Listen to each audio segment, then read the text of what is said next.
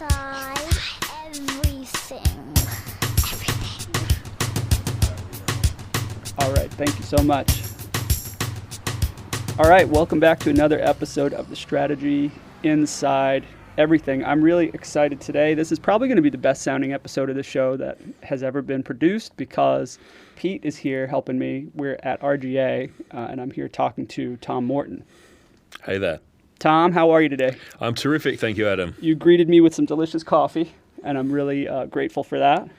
You said it was above average coffee, and you weren't lying. It's really good. British understatement. You delivered. Tell people just a little bit about, for the people who don't know who you are and what you've been, just give them a quick background on what you do here at RGA. Sure. So my business card says SVP Strategy US, which basically means I'm running the strategy discipline across RGA's New York office and its 6 US offices with my partner, Jess Greenwood. Oh, that's amazing. So I just got a quick tour of the place, and so that looks like a sprawling job. Is it as wide-ranging as I imagine? Well, New York's a bit of an aircraft carrier. There's about 700 people here, and then we have 6 offices around the US. We've got 2 in LA, San Francisco, Portland, Austin, and Chicago, all doing their own flavors of strategy and connected work. Does that put you on planes a lot, or are you mostly able to drive it from here? I wish it put me on more planes. I think the truth is you can still do so much more face-to-face and in contact with people. But we've learned to become very socially dependent on the Zoom call here. Yeah. I guess it's a blessing and a curse how well technology works, because it gets you. We were just talking about the last mile. It gets you so close, but yeah, there's something about that face-to-face like we're having now versus all the Twitter back and forth that we've had up until now. Absolutely. I do have a kind of conspiracy theory that both Zoom calls and Google Docs are actually the secret that's going to make the American workplace more family-friendly. You think so? I think it's kind of possible, yes, because the idea that you can go home and still work and still be connected to absolutely everybody. is still kind of useful. Pulling a late night doesn't mean being in the building away from the family That's anymore. true. We found that. We do our share of Zoom calls and Hangouts, and then everybody working in one doc versus what you used to have to do. You know, putting a slide show together and everybody can be in there throwing in slides or editing it in real time. I think you're right. It makes it a little easier. Yeah, it's hard to be an auteur in that situation. There isn't that anymore, is there? No. Do you have that here?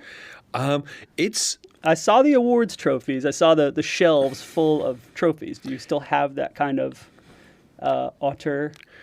I think what we're trying to create here is a culture that is very creative, is very high on creativity, but relatively low on like the individual auteur, lone genius who's responsible for everything.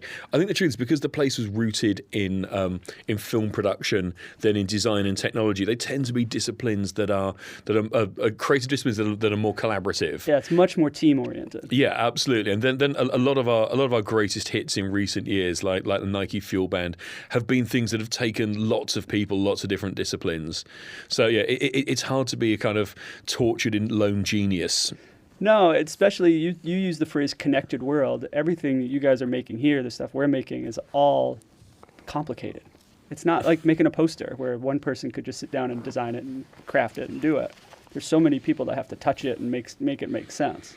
Yeah, absolutely, and contribute. And I don't think this is about getting into a debate about kind of individual creative vision versus bureaucracy. I think it's just a reality of it takes lots of people to make something great. It takes lots of people to make something work. Yeah, and my favorite thing is when I see someone that's a developer adding an insight about the end user that you didn't ask for, you didn't expect it, but they know something through the code or through their job or through their own experience that says, yeah, but if this should be designed like this GUI should look different than what you guys are proposing because I know this, I've had this experience.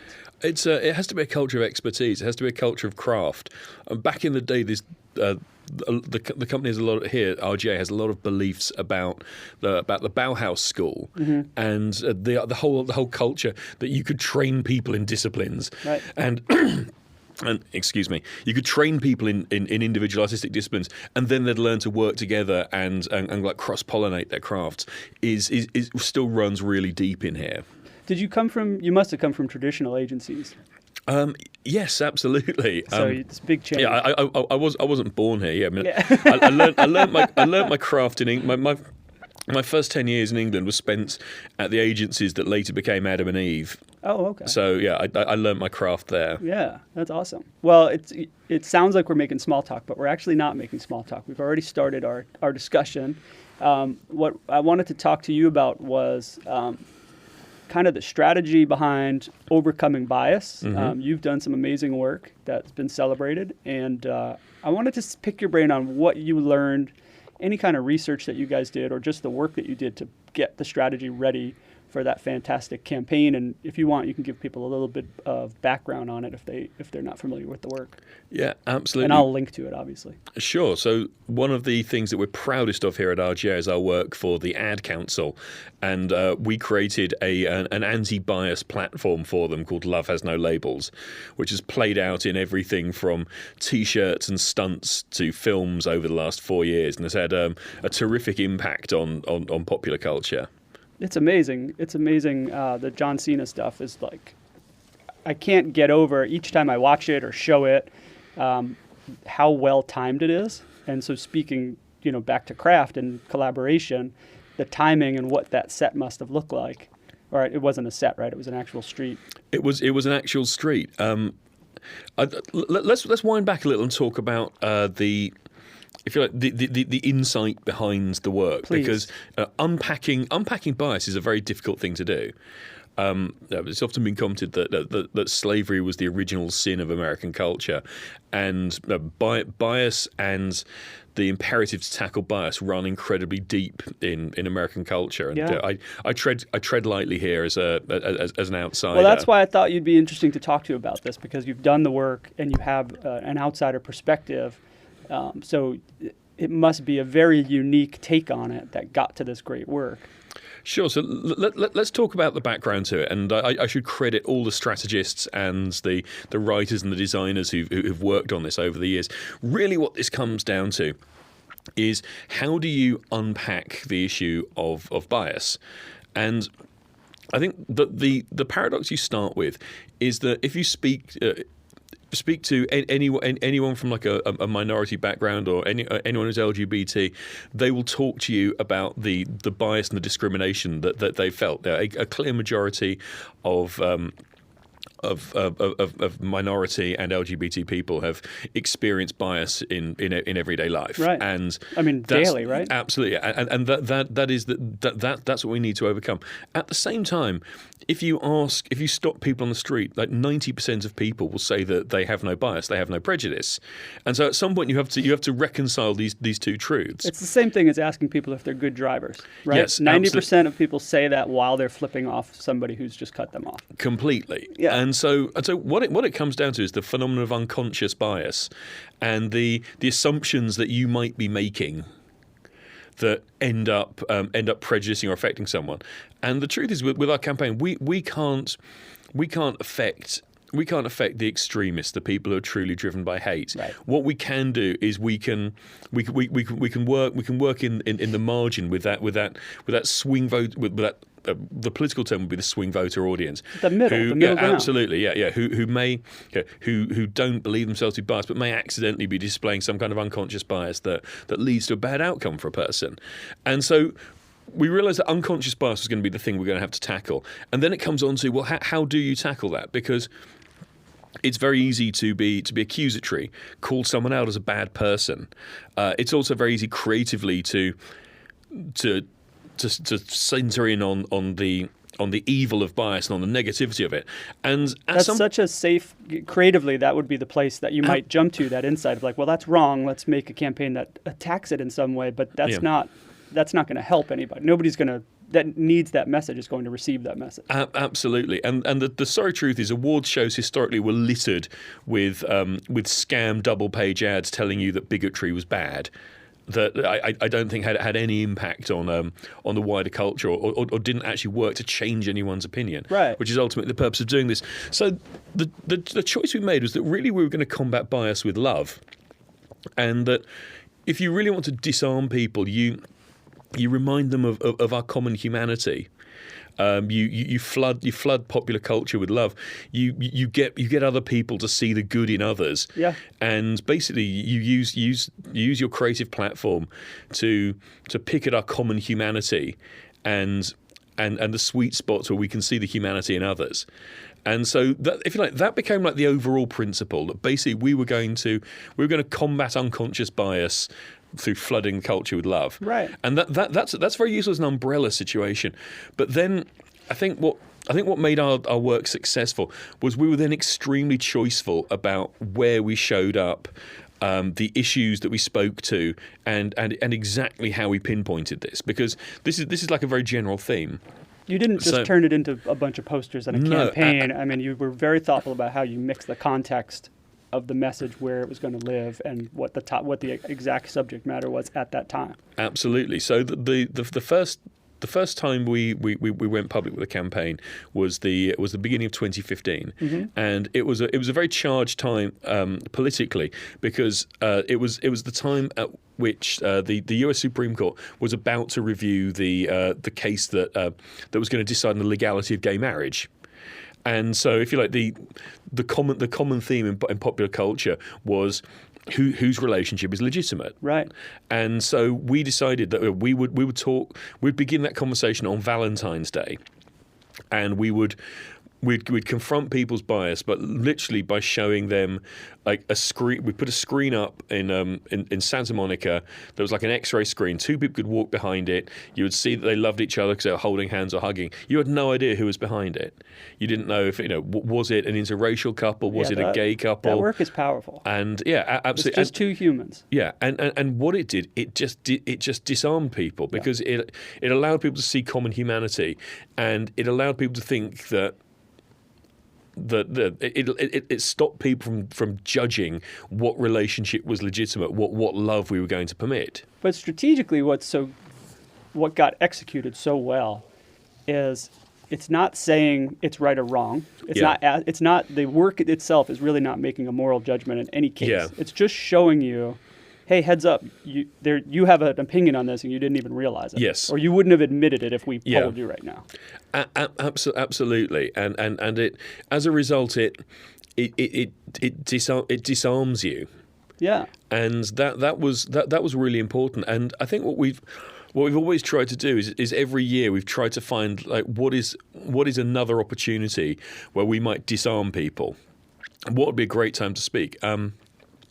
There's nothing going on right now in the world that would merit this kind of conversation, though, right? Absolutely. So let's wind it back, because then the next year, obviously, 2016 was a particularly polarizing time in politics, and the real issue around love and bias was really who gets to be an American, who gets to be. If 2015 was a year of whose love gets to be legitimate, it was almost like whose citizenship, whose place in the country. Right. Who's a real American and who's not. Absolutely. And that was something that we chose to unpick. And again, it's all about disarming. And we made a bunch of choices. So firstly, we thought that actually, if you're going to talk about this, you're going to need someone who can disarm, who can actually speak to both sides of the crowd. Right. John Cena was actually perfect for this, because that's an amazing casting choice. Completely, yeah. He's a terrific wrestler. He's an action hero. He's the man who actually announced on American television about the death of Osama bin Laden. Yeah. He could not be more alpha and red-blooded. But also he's a terrific philanthropist. He's a great activist for children. And he's the least biased, the most loving person you could meet.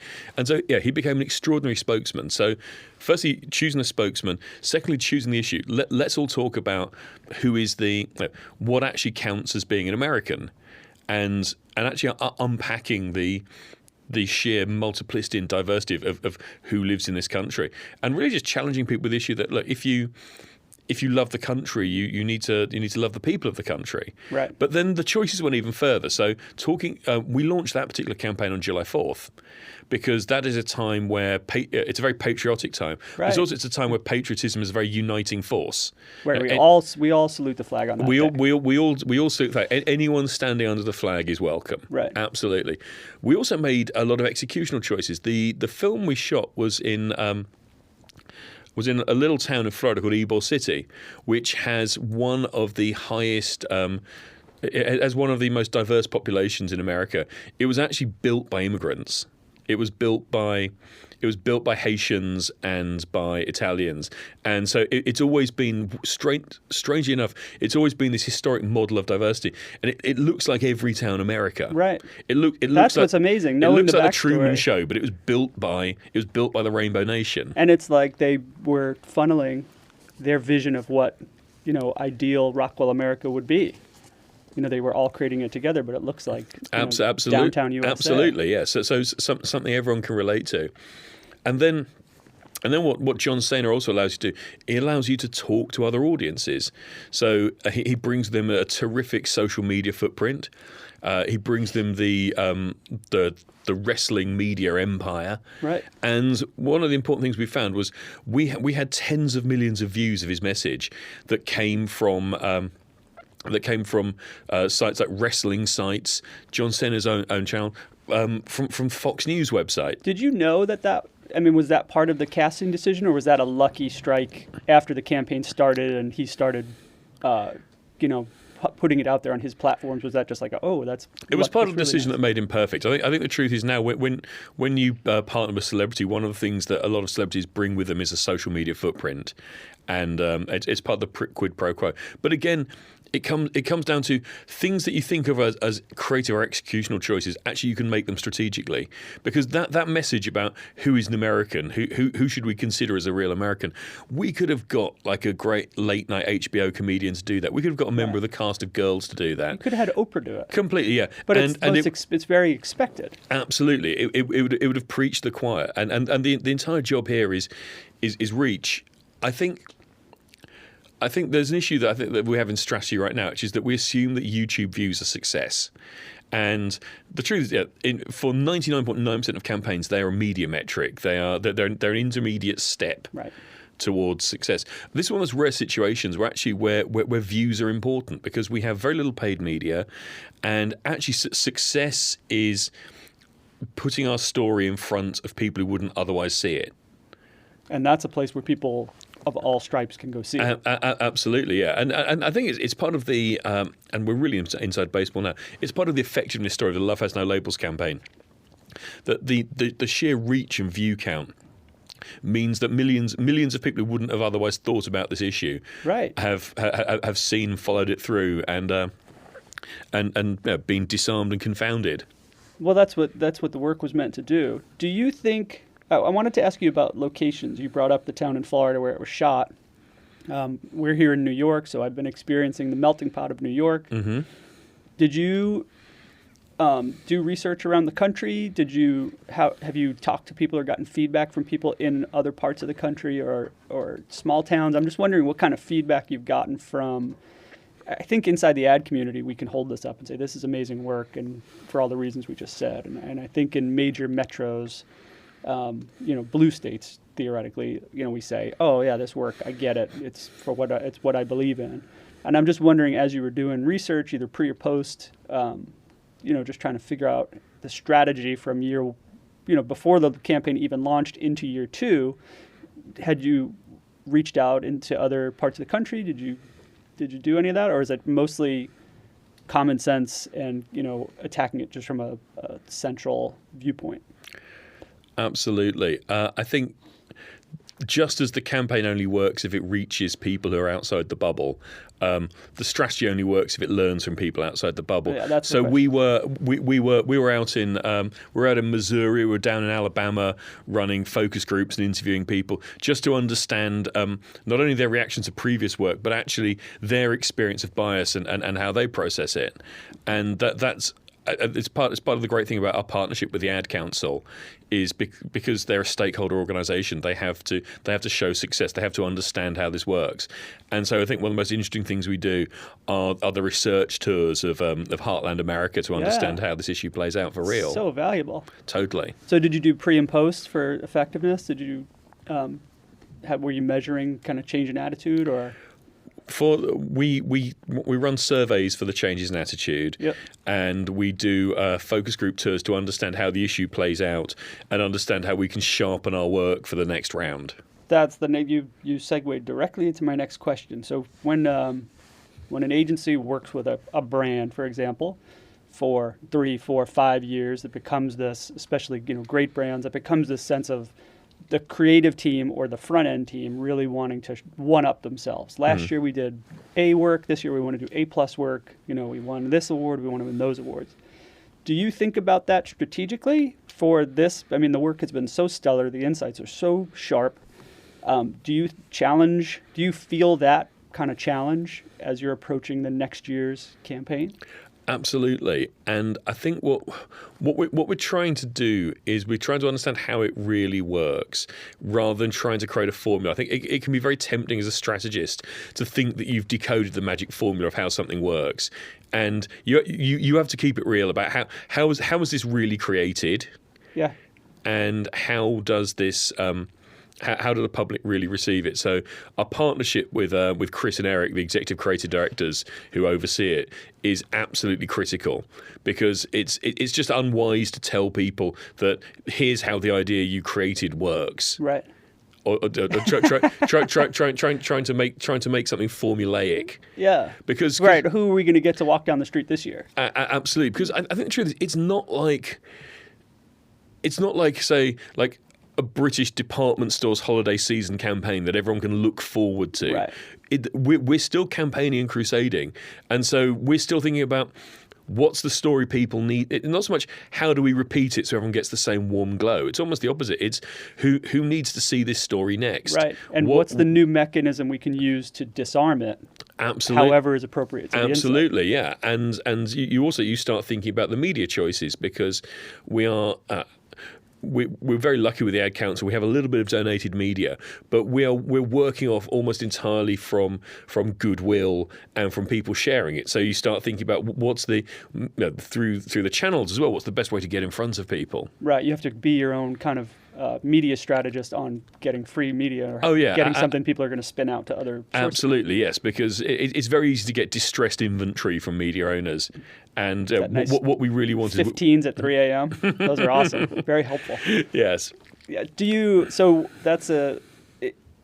From a media perspective, then you worked with a spokesperson who turned out to be just a media. He just exploded at the exact right time for you and was very willing, very generous. Does that become a trap that you're trying to partner with someone again, or is that you don't worry about that until there's an idea that's based on a new insight? Well, John Cena was the one round of celebrity work that we did. Yeah. In 2015, we used an X-ray machine to show people the humans behind the stereotypes. Then John Cena came. Then we ran a campaign called Fans of Love, where we put a kiss cam at a massive football game down in Florida. And again, going to a football game in the deep south and messing with a kiss cam is certainly a way of getting outside the bubble. That's a risky move. Yeah, absolutely. And again, that time there's no celebrity involvement, but what you also had, the things that you had repeatedly were, firstly, you went to a flashpoint area. You went to an event where you might be able to disarm people, because there's nothing more disarming than the kiss cam, and you find yourself with a partner who's got their own media footprint, and the football community was terrific as a partner there. They were receptive to that and carrying it. That's pretty awesome. So what was the reception like in that stadium? It was terrific. It was great. Once again, this all comes down to the fact that the average person does not see themselves as biased. The average person can be disarmed by just straight up signs of love and devotion. We see a lot with we work with an anti-bullying program that's state run, and we see this kind of bystander effect take place where it's it's almost like if you see two people, somebody's getting bullied or there's a fight or something. If there's a group, it's like the bigger the group, the more likely you are to actually cheer versus help break it up or protect the person who's getting bullied or something. Is there a similar action and bias where it's when you say a football stadium, I start to think, well, if those people really didn't like what was on that kiss cam, they could, start booing or going crazy or chucking things. Because there's a crowd effect, the reaction didn't get that way. The reaction was very positive. Again, it comes down to disarming people. Everyone appreciates the surprise and the rug pull. So presenting it in a way that was disarming and, absolutely. and engaging. The guy and the girl next to each other, the kiss cam zooms in, the guy actually turns to the guy next to him and it turns out they're the couple. It's a classic way of building drama and comedy. You disarm. Yeah, you play with the expectation. Absolutely. So what is next strategically? I'm sure you can't talk about any work that's being developed, but given where we are in political America right now and building a wall and testing prototypes that can't be climbed over as we speak, how do you see? Is America reacting to the campaign? I mean, there's some people that are seeing the work and saying, right on, I get it. But clearly there's a division. Are you leveraging any of that for the next round of work? Or? Well, let's talk about how people are reacting to it. The truth is, since the campaign ran, when surveyed, people's instances of bias are falling. We also saw. This is a very strange metric. It's one of the few campaigns in social media history that has been shared more than it's been liked. Which working with the data scientists at YouTube, they said this is usually an indicator of something that speaks to people very deeply and basically speaks for them. And it's something that people can share. That even if they can't speak up, they can share something and it becomes their voice. Right. So we have indications of it working like that. It also has terrific awareness for a public service campaign. People recognise the stamp, and again, if we're talking about crowd effects, having like a recognised symbol of non-bias that people can wear and gather round is important.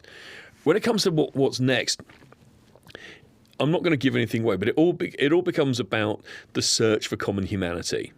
Because that's always been the case. That's your playground. Absolutely. Yeah. And so, whether it was the 4th of July where everyone gets to be an American or the kiss cam where everyone gets to show their love, what we're doing strategically is we're looking for where is the next place where our common humanity and our common empathy can play out. Oh, that's awesome. So now the insight just gets to roll and you get to look for the right opportunity and then sharpen it onto that. Absolutely. Once you get there. Well, that's excellent insight on that campaign and on the work that you did.